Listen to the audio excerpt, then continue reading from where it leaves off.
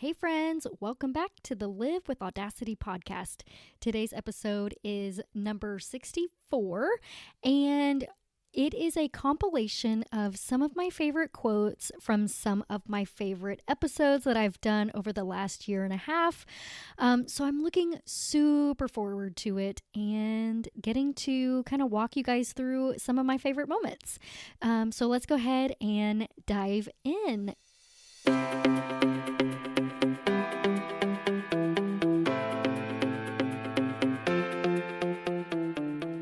You're listening to the Live with Audacity podcast. Heyo!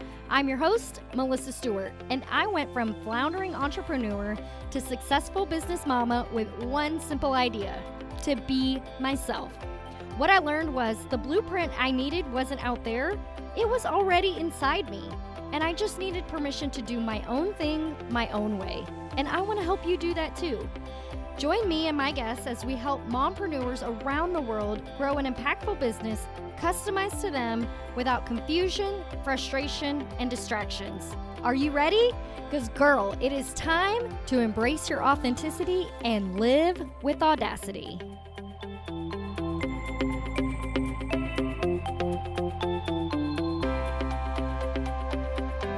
This first clip is a clip from Kema Ward-Hopper.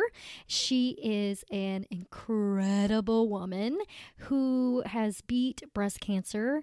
And so our episode was episode number 4, and we were just kind of going through her story and how she really had to tap into her listening to her body and her intuition to know kind of what direction to head in her treatment through her breast cancer.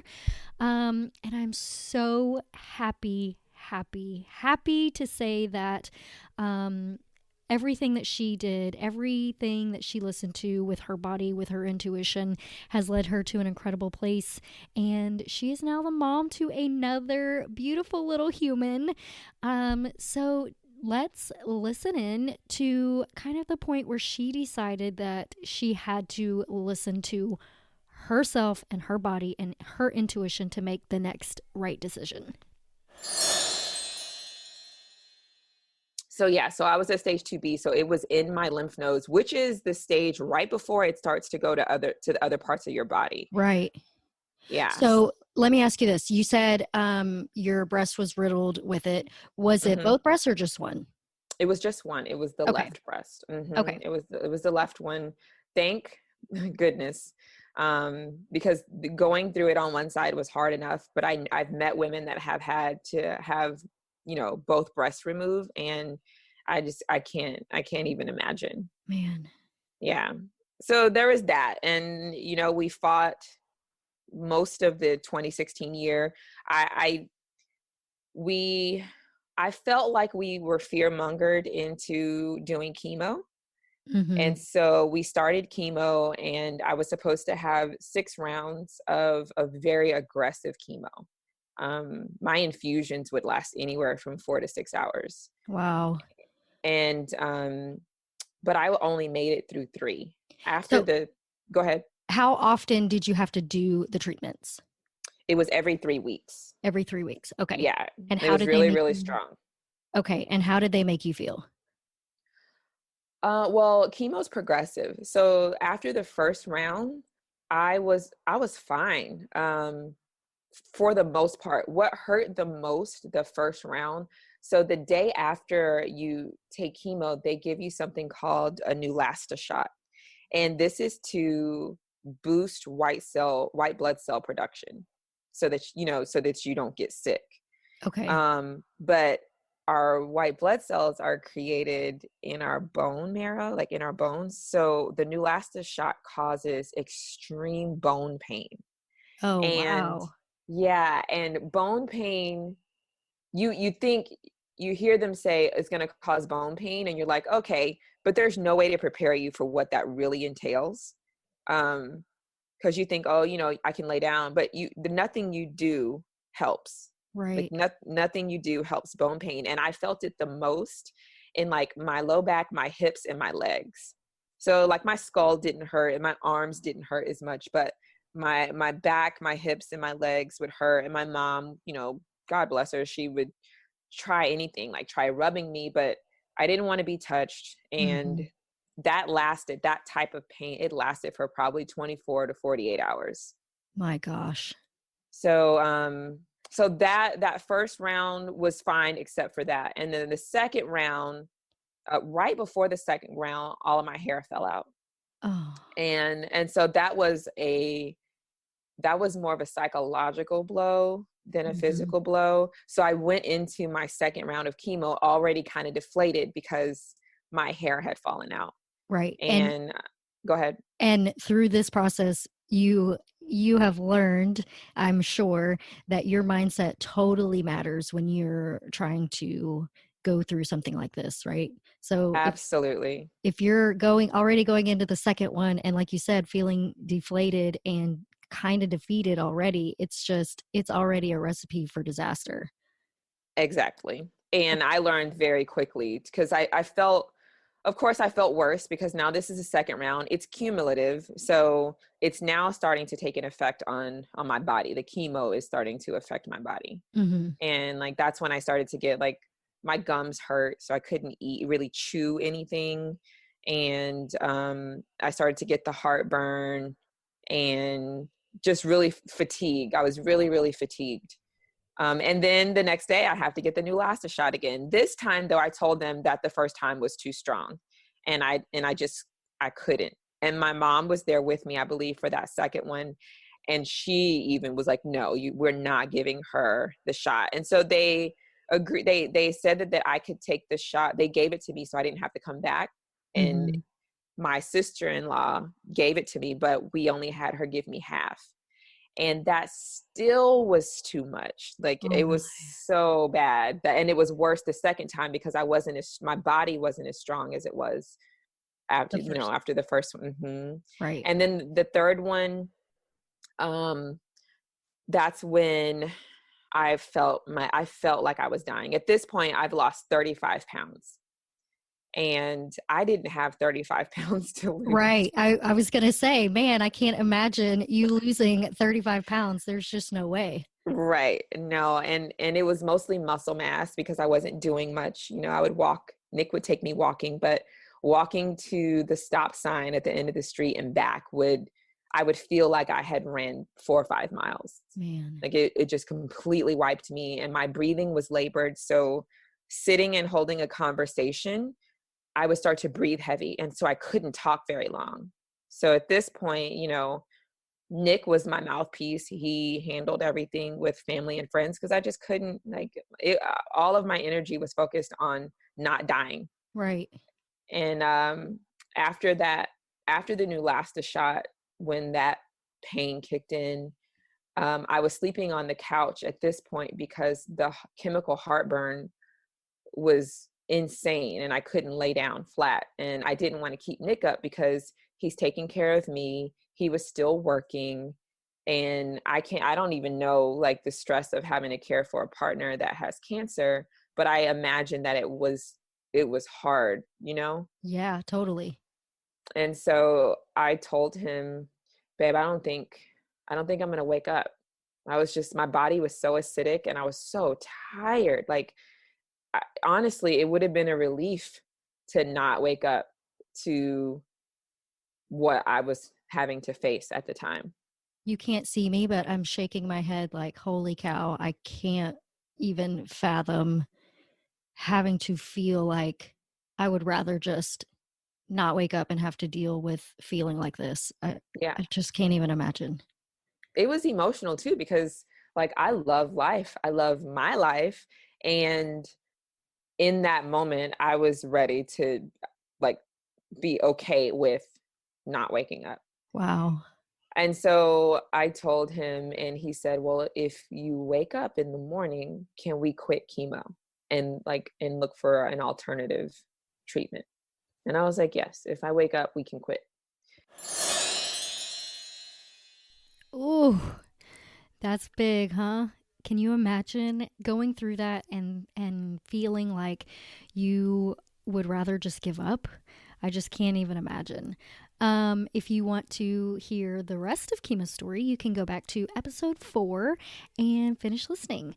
The next clip I have up is with my friend and my first coach ever, Yolanda Boyarin. And man, I just love this woman so much. And we talk a lot about fear and how we can overcome that. So that's what we're talking about in this clip.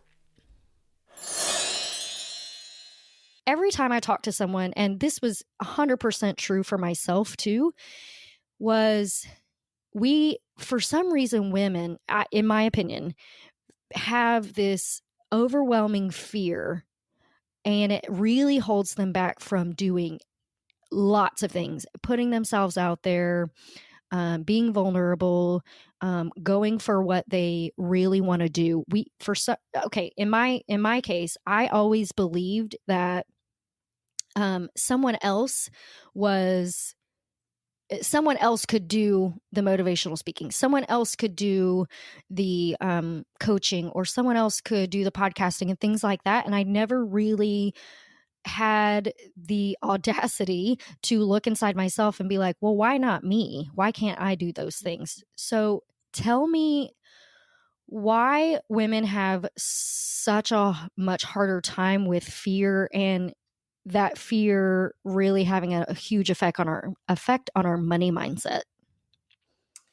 Yeah. So, in my opinion, it goes back to, we're a little more sensitive. We tend to overthink a lot of things. And, this isn't just pertaining to women, but like you said, it's, I think a lot of women suffer from this.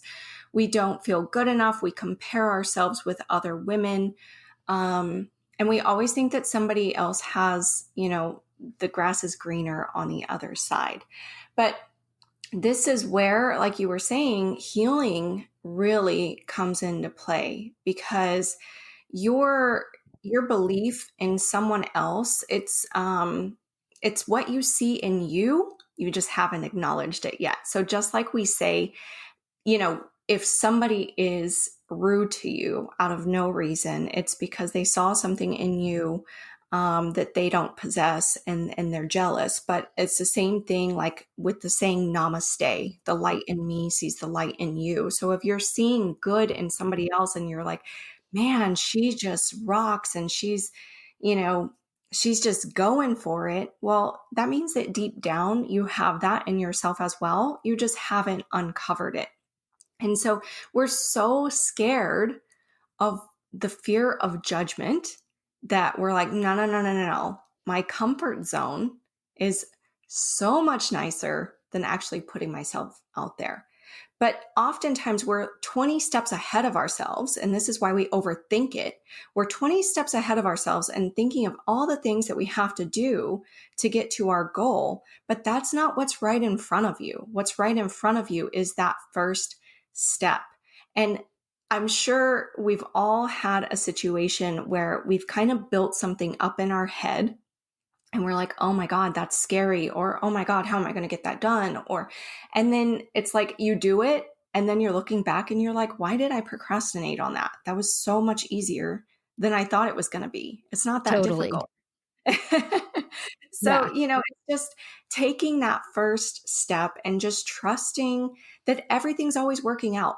Whether you receive a lesson from it or whether you receive a boost from it, things are always working out the way that they're meant to, and you're always learning. And I'm trying to tell all my clients, like, take the worst case scenario of anything. What is the worst case scenario? The worst case scenario is often way, way less than what we build it up to be. So, just take the first step. That's all I have to say. I totally agree with that. Also, I actually have boxed here on my notebook to talk about that action creates confidence. And that has been hugely true for me. Is the more podcasts I record, the more I learn, the more I research, the more I teach myself, the more confident I become in my ability to be a podcaster. And so I think 100% action creates confidence. So even if it's just one tiny little step, just take that one step, because it's going to help propel you to the next step, and you're going to build on that. Okay, so are you ready to take that action toward your confidence and have that spur you on to the next right step? You got to get after it. Okay, so the next episode, the next clip is from Eleisha, and we talk about motherhood and how sometimes we struggle in motherhood to thinking that it's supposed to just come easy, because that's what we were, air quote, made to do, is be mothers as females. But sometimes it comes a little bit harder to us than we were expecting, and just kind of walking through that and dealing with that. This episode was so special to me because we really hit on a very important topic. And so I want you to hear it and know that if you've ever struggled with this, you are definitely not alone. For sure. Is there any one thing or message that you have had to overcome, or like a story or something that you've told yourself over the years that really lends itself to your anxiety that you've had to work through, or anything like that? For sure. That is a great question. I'm a bad mom. If you don't want to talk about it, that's totally okay. No, that's the story I have told myself for 10 years. I'm a bad mom. I'm a bad mom. And I think it was just, I've had to learn to tell myself, and this is after working with therapists and doing research, is I've had to tell myself I'm the perfect mom for my kids. That doesn't mean I'm the perfect mom, but I'm the best mom for the kids I have. And I think it came because my mom was such a great mom, and I thought that being a teacher, I was just going to naturally be a good mom, that it would just come so naturally to me. And it was just such a huge shock when it didn't. I struggled so much, and I didn't find fulfillment, and I didn't like being home, and I saw a different side of myself. I mean, I was constantly screaming and yelling, and it was just it was just scary, and I just felt so trapped at home, and And I've had to alone. girl, you're so alone, and you just feel like you don't have any friends around. You're just kind of Yeah, you can't talk to anybody about that and be No. like, oh, I do these horrible things to my children. Right. And so you keep it all in, and girl, yes. Right? And so I just have had to learn, and I still have to work on this constantly. I mean, I would even put up signs next to my bed, and it was like, no one can replace you as a mom. Like, I have like artwork of motherhood and just things that inspire me, because I have to literally tell myself all day, like, it's okay that you struggle being a mom, but you're a good mom for your kids, and that's okay. You're what they need. And I remember a couple therapists telling me, like, being a good mom looks different for everybody, and a good mom is somebody that loves their kids. That's the only definition, And I was like, oh, so when I hate doing laundry and I hate cooking and I hate cleaning, I can still be a good mom, Oh my gosh, we are so going to be best friends by the time this is over. Yes. Awesome. Do you feel similar? Like, was it hard for you So to adjust? totally. It's so funny because Yes. it's like, to be honest, I'm a little selfish. Like, I don't want to have to pick up after you. Oh, yeah. I start to get resentful when I'm the only one that makes dinner, right? Oh, Or yeah. like I'm the only one that drives these people around, and then For when they get sure. sassy with you, you're like, "Are you kidding me right now?" Right? I gave You up a don't career get for to, you. right? Like, it's just like, and kids don't get it. Kids won't get it till they have their own kids, right? It's true. So yeah, totally. 100% on the same page. And Yes. I'm so glad we're talking about it, because I know for a fact there are women out there that are feeling or have felt the way that we feel. And I For sure. 100% know we are doing them a service to be able to talk about this and let them know they are not alone. Hooray. Yes, girl. You're not alone. I love that. You are not. You got us. Yes, for sure. Okay, so just to reiterate one more time, you need to know that you are not alone. All right, so the next clip is one of my favorite people.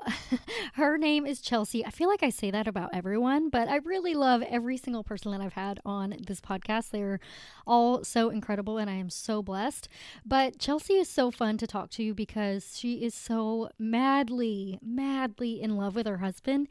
And he helped her realize that she needed to have a business doing what she loves. And so she literally has the whole world in her freaking hands. She's madly in love with her husband, madly in love with her business and what she does and her passion. And it just exudes out of her microphone. You can just feel her passion for life. So I hope that you enjoy this clip where I get to talk to her kind of about her marriage and how that came about, and then also her business. Okay, so tell me, what is one thing you wish you would have had the courage to do sooner?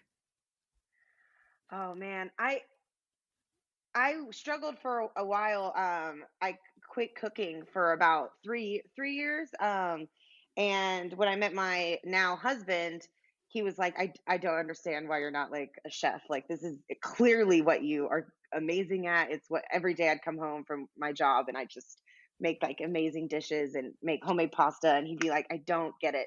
So I just wish that I never like took that gap. But I everything happens for a reason, and I just wish that I knew, in my gut, and not went through society's norm, like, you need to have a job, that all these reasons. I ended up having to quit because I needed insurance when I was 26, so I went and got a job, um, and at the Apple store, because they give insurance to part-time employees, and I kind of got stuck there being too comfortable. But luckily I Mm-hmm. met the most amazing man, and he was like, come on, like let's go do this, go after your dreams, dream big, is what he always tells me. Oh, I love that so much. I love that you, man, that he helped you remember what you Hmm. really love and that you were able to use all of those awesome, incredible gifts and skills and talents and make something beautiful out of it. Tell me a little bit about how you met your husband and kind of how y'all got together. Oh man, he is the best thing that's ever happened to me. And I had to fall in love with myself before I could fall in love with someone else. So I luckily like was in a great place when I met him, and I was super happy, and I was ready to like, move on. But because I before, I didn't love myself like I did when I met Stuart. But we met on a dating app, and we talked for a few months before we met in person. And then once we met, it was like done. Like couldn't Done. stay a day apart. I mean, I think we kind of like we're kind of knowing that by how much we talked and how we got along. And then once we met, it was just like, okay, hi. Oh my He's gosh, that is so Yeah, it's cute. great.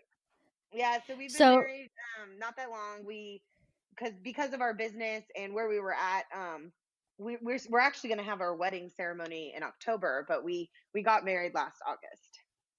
oh, that's so awesome. I love that. Yeah. Where was your first date? Our first date was actually at a bar that's like down the street from my parents' house in the Heights. That's called Down the Street Bar, and I like walked there from my parents' house so I could just like walk back. It's like kind of like a safety thing Yeah. because you're meeting someone online. But it worked Yeah. out amazing, and we ended up. He took me. The second date was hilarious. He took me to like the Specs in downtown Houston. It's like the largest Specs Yep. in Texas. We like walked around there for like 2 hours and talked about like different types of food and drinks. And like we didn't buy anything, and he asked me like my favorite wine and beer and stuff like that. And then a few weeks later, I invited him to something, and he brought like my favorite beer, and it was like the cutest thing ever. I was like, oh, you're Oh, so sneaky. that is so cute. I love that so much. I love that you met the person of your dreams and you guys launched a business together. And now you guys probably spend a ton of time together doing the business and then also being married on top of it. So how is it working with your spouse?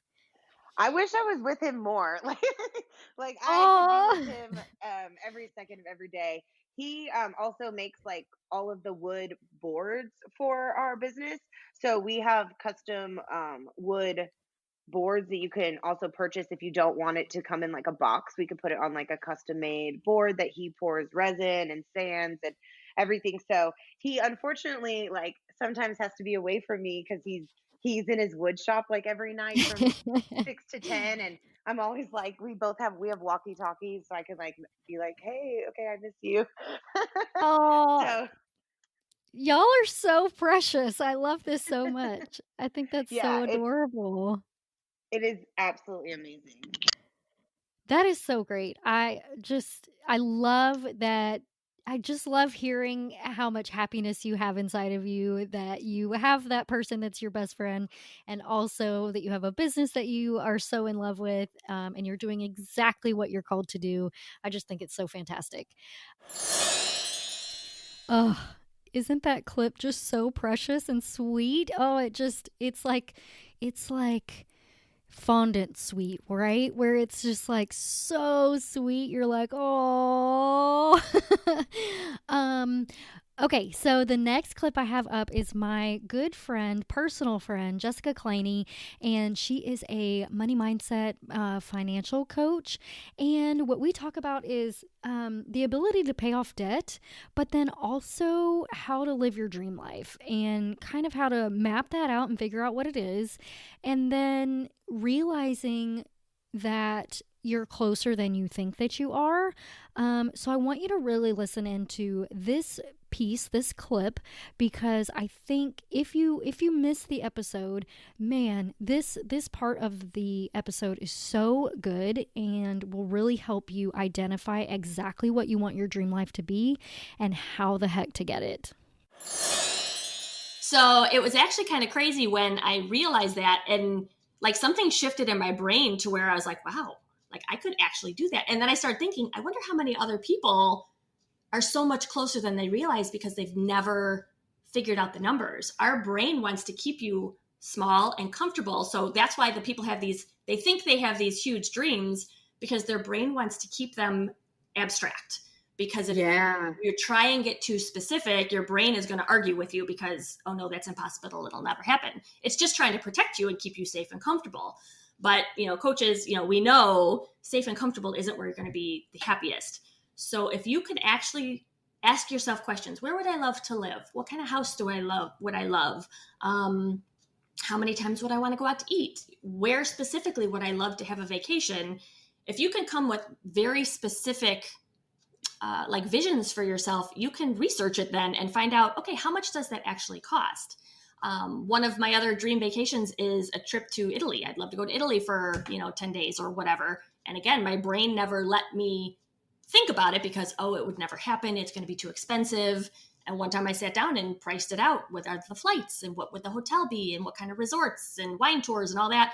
And it wasn't an obnoxious number. I mean, it's still a high number, but my brain was thinking it's $1 million, like your brain goes to huge numbers, but when you add it up, it's only like $6,000, which is way more feasible than $1 million. Way more feasible than $1 million. I actually expected it to be somewhere between 10 and 13 grand, but you said you priced it out for like $6,000? I'm trying to remember what the specific numbers were. I could be lying to you right there. That's me. That popped in my head. I want to know how much everything is. So. That one I did a while ago. I did that probably 6 months ago. I was pricing it out, and we were looking at wine. I'm a wine drinker. I very much like my wine, so I was looking at wine tours, and they were much less than I was anticipating. So it's so cool, crazy. Yeah, when you can get specific about what you really want, and remembering like you have a real life. So if you have kids and you're dreaming of living on an island, your kids have to be with you. So like that's another thing. People forget that part. Or they want to travel all the time. Okay, but your kids are in school. So what will you do with school? The thing about the dream life is people only think about the good stuff, like the amazing things, but your dream life, you still have to pay your electric bill. Like there's still bills that go into. So it's breaking it down realistic, I say quote unquote realistically, even though it's your dream life, like how much would your utility bills cost? How much would you want to set aside a month for vacations? And then figuring out concrete numbers and adding it up. And it's most of the time way less than your brain assumes it is. So what if you do it and you look at your numbers and you get kind of downtrodden? Let's say our dream life is going to cost us 20 grand, but we only make 10 grand a month. Does someone look at that and say, there's no way I'll ever duplicate my income. So I'm going to give up. What do you suggest for those types of people? Do you suggest that they reel it back in a little bit, or do you what's your approach to that? There's actually two different ways of looking at that. So when I did this exercise the first time, the number per month that we needed was 3 times higher than what we were actually bringing in. But the number was a number that I personally know people who do it. So it still wasn't impossible in my head, because I personally know people who aren't movie stars, who aren't pro athletes, who make that amount of money. So that made it still more real. It still felt out of reach, but it still felt real and no longer impossible. Right. For the people who think the other way, they're very much still coming from that place of, there's nothing I can do. I can't control it. It's that scarcity mindset. Instead of looking at it as a possibility, because people do it all the time where they start increasing their income, they're still stuck in their today beliefs. But I only have this job. I only have this. So what I tend to do is, there's 2 different ways. You can either look at finding some kind of, do you love your job? Is there something else you could be doing? What kind of skills do you have that you could do online? What kind of side gig? I'm a big side hustle kind of person. I love it when people can make some extra money on the side and blow their own minds. Yeah. So I look at it that way, or I look at it, okay, you need $20,000 for this whole dream life each month. What parts of that can you start living right now? Maybe you can't have the whole dream life right now, but maybe you can start taking an extra vacation a year. Or maybe you can, start doing it so you're piecing it up so it's littler chunks, I guess, instead of trying to jump into that dream right now. And that's kind of where we're at right now, me and my husband. We're not traveling as much as I would like, but we're able to eat out a little bit more. You kind of baby step in there. And then once you get closer and closer and closer, you could kind of look back and see, oh, wow, okay, I'm a lot farther along than I thought I was going to be at this point. It's kind of a gradual thing, and you don't even realize it till you're at that point where you can look backwards. Yeah, it's so funny that, we as humans just have that tendency, right, is to forget where we came from and forget like how our life was 6 months ago or a year ago or 3 years ago, whatever.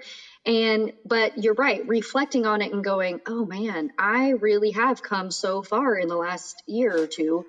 It can help propel you to the next level, right? And oh, okay, I am actually doing it. I'm just not doing it as fast necessarily as I might like. I love that. I think you should always take some time to reflect and go, oh, where was I 2 years ago? And compare it to where you are now, so you can understand that you're already doing it and it's okay. Also, I think too, I want to point out, a lot of times, like you said, we get stuck in that place of scarcity and what's the opposite of abundance? Scarcity. Yeah, scarcity and lack. And lack. Yes, there you go.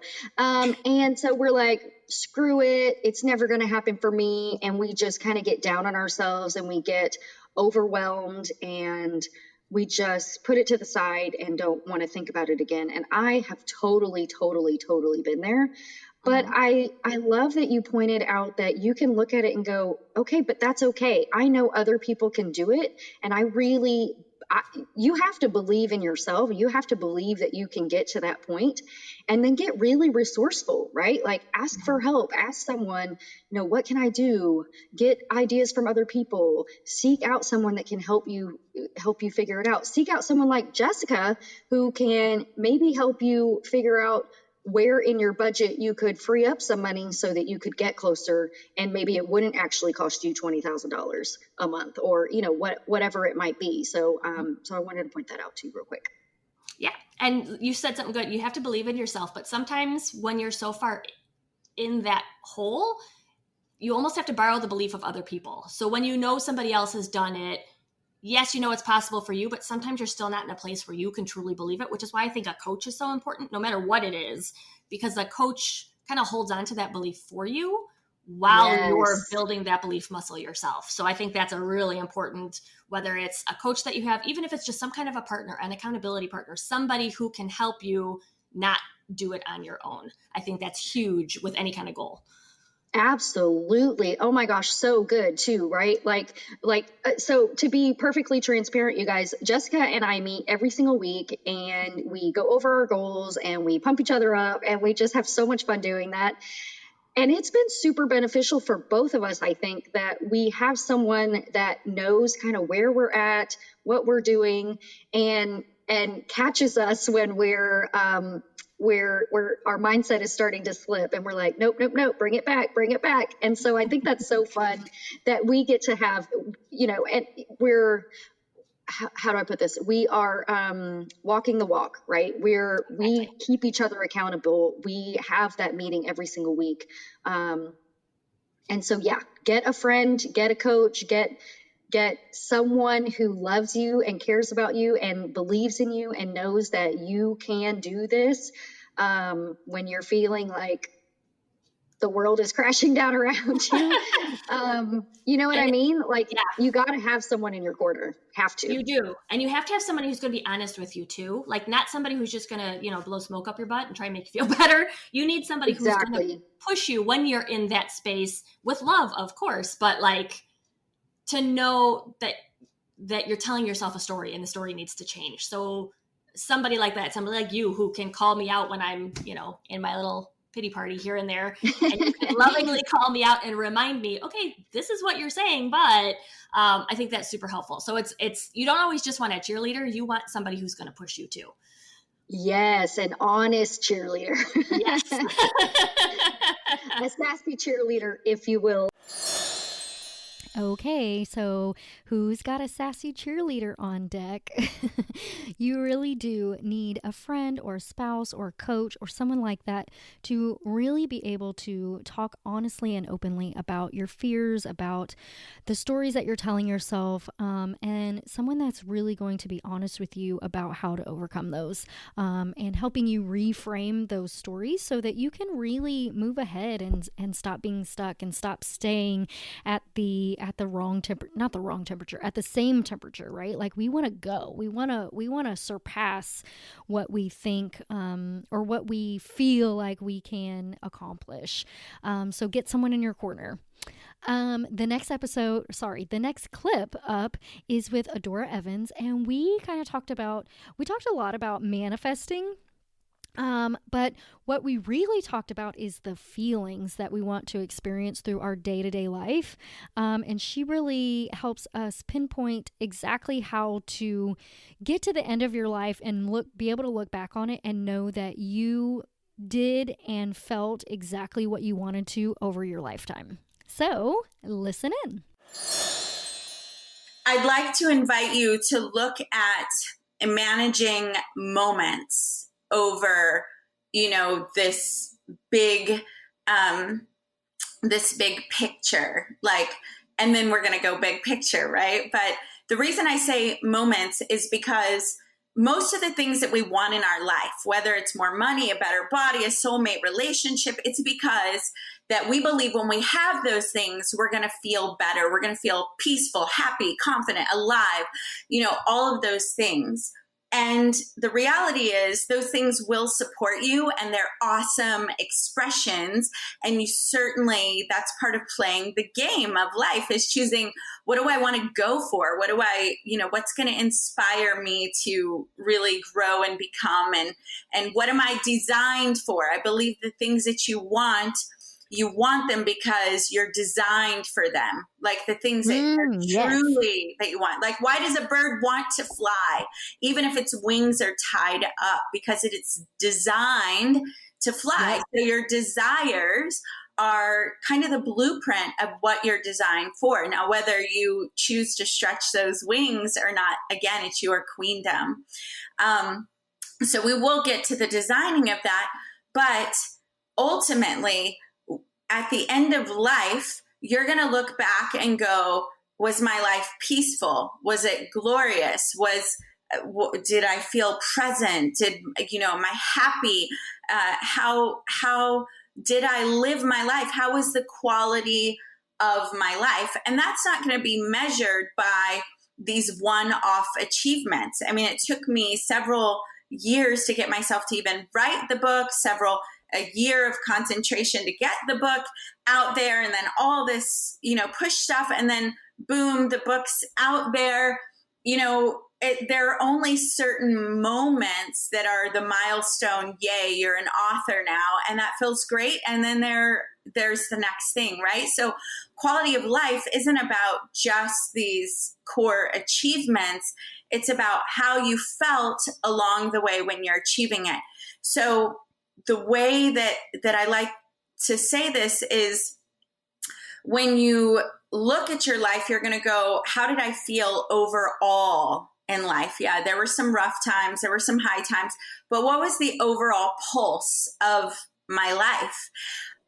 Was it miserable and always wanting to be more, not enough, not there yet?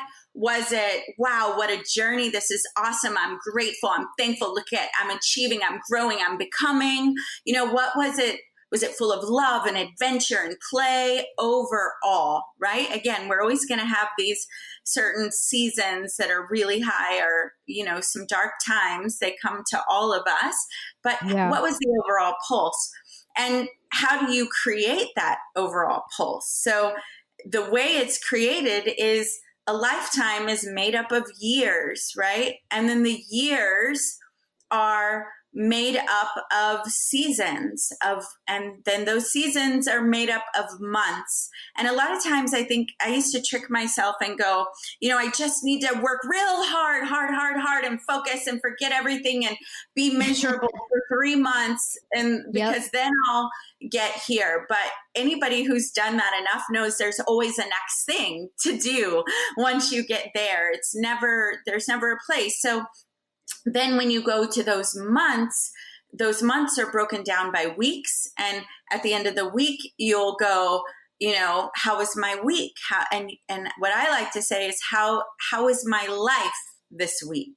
How is life this week? Because it reminds me that I am creating a life with my daily, and then that week is made up of days. So how is my life today? How was I feeling? How was I thinking? How was I being? And then the day is made up of hours. So right now, my life is great with you, Melissa. I'm getting to share my passion.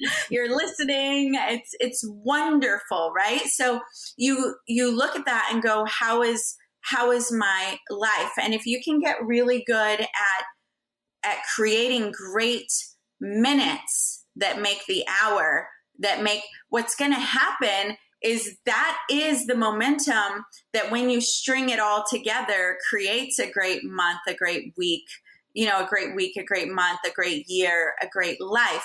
So we've got to manage those moments, moment by moment, not just grinding, pushing, driving all the time, but like infusing our moments with, what do I need for this to be a great life? Maybe I need to invite more ease, I love that you're saying that, because I actually had this realization maybe late last week or earlier this week. And it was just like, I can set goals and I can say, oh, in September, I'm going to do this. But what am I actually doing each day? How am I working toward that? And then, okay, so if I'm working on this goal for the month, and I have these things that I want to get done today to start reaching that goal, I also, don't want to get to the end of the month and either not be anywhere close to my goal, but also I don't want to have been like, heck yeah, I got so close to my goal, or I reached my goal, or I surpassed my goal, whatever. But man, the month went by so fast. I didn't spend any time doing the things that I actually really love doing, like getting in the pool or hanging out with my kids, or, having a date night with my husband or whatever. And I think it's so easy for us to get so laser focused on the one thing that we need to do, or just so consumed by, I gotta achieve this thing, that we forget that, the hours and the minutes and the days build the life, right? And that when we get to the end of our life, we want to know that we enjoyed it and enjoyed meeting those accomplishments that we set out to do. So I think that is so valuable to point out, and I'm so glad you brought it up. Oh, so how does that feel? Does it feel like you can work some balance into your life now rather than just going full steam ahead on either relaxation or goal mapping and goal achieving and goal reaching? Let me know how you feel about that. So those are all the clips that I have for you today. I really do wish I could have included a clip from every single episode, because truly I love my guests, and I love being able to talk to them about mindset and going after your dreams and living with audacity, and it just fills me up so much. I hope that you got something from these clips and these episodes, and if you're interested in another compilation, let me know, because this was a lot of fun for me to be able to go back and listen to some of the old episodes. I hope that you loved it, and if you did, tag me, let me know.